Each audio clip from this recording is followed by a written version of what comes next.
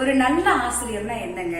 நம்ம கிட்ட படிச்சு முடிச்சுட்டு போன குழந்தைங்க நம்மள திரும்ப திரும்ப தேடி வராங்க பாத்தீங்களா, அதுதாங்க ஒரு நல்ல ஆசிரியர். இந்த குழந்தைங்களும் என்கிட்ட படிச்சு முடிச்சுட்டு போன குழந்தைங்க, ஆனாலும் எப்பயுமே என்னை மறக்காம தேடி வராங்க பாத்தீங்களா, இதுதாங்க எனக்கு கிடைச்ச மிகப்பெரிய விருது. குழந்தைங்க அவங்களுடைய அன்பை இந்த கிஃப்ட் மூலமாக வெளிப்படுத்தினாங்க.